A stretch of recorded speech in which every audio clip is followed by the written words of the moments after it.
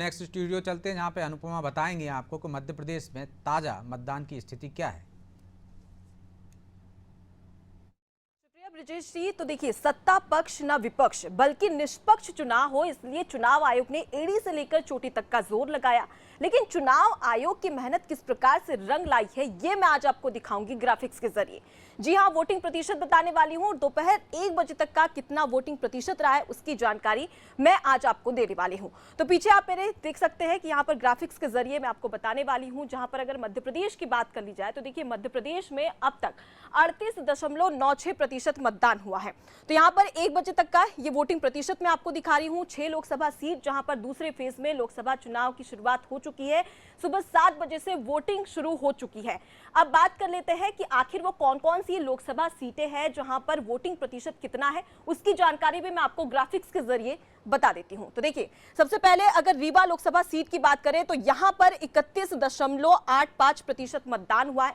दोपहर 1 बजे तक का ये वोटिंग प्रतिशत मैं आपको दिखा रही हूं, जहां रीवा लोकसभा सीट पर 31.85% मतदान हुआ है। अगले ग्राफिक्स की ओर रुक कर लेते हैं, वहां पर भी जान लेते हैं कि वहां पर कितना वोटिंग प्रतिशत हुआ है। तो देखिए, सतना सबसे हाई प्रोफाइल सीट कही जाती है। त्रिकोणीय मुकाबला यहां पर देखने को मिल रहा है।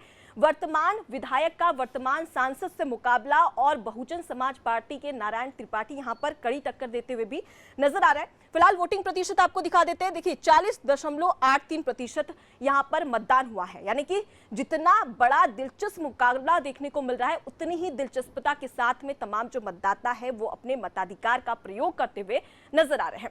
अगली लोकसभा सीट का रुख कर लेते हैं। अगली लोकसभा सीट है, देखिए, टीकमगढ़ अगली लोकसभा सीट, जहां पर 40.21% मतदान हुआ है। तो देखिए, काफी ज्यादा यहां पर मतदान हुआ है। लेकिन अभी तक के आंकड़ों की बात कर ली जाए, वोटिंग प्रतिशत की बात कर ली जाए, हालांकि ये एक संभावना जताई जा रही है कि आगे भी मतदान प्रतिशत बढ़ सकता है।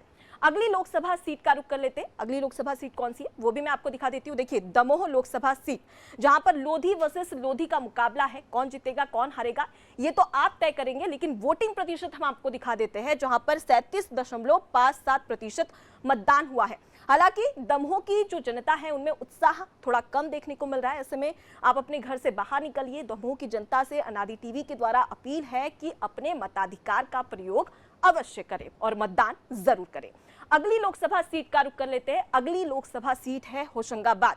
देखिए, यहां पर सबसे ज्यादा वोटिंग प्रतिशत देखने को मिल रहा है। 45.71% मतदान यहां पर किया है। तो तमाम जो होशंगाबाद के वासी है वो कहीं ना कहीं इस लोकतंत्र के महापर्व में अपने मतदान की आहुति देते हुए साफ तौर पर नजर आ रहे हैं। लेकिन ये 1 बजे तक का आंकड़ा है, यानी कि लगातार वोटिंग प्रतिशत यहां पर बढ़ सकता है। यानी कि यहां के जो मतदाता है वो काफी जागरूक नजर आ रहे हैं। अगली लोकसभा सीट, जो कि काफी हाई प्रोफाइल सीट कहते हैं इसे, क्योंकि यहां पर बीजेपी के प्रदेश अध्यक्ष वीडी शर्मा प्रत्याशी है, वो लोकसभा सीट है खजुराहो।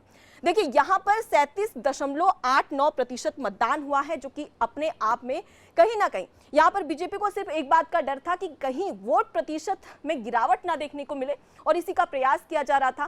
क्योंकि अगर बात करें इंडिया गठबंधन की, तो वहां के प्रत्याशी का जो नामांकन था वो रद्द हो चुका। दूसरे प्रत्याशी पर यहां पर मुहर लगाते हुए नजर आए, लेकिन वो माहौल देखने को नहीं मिला जिस प्रकार का माहौल देखने को यहां पर मिल सकता था।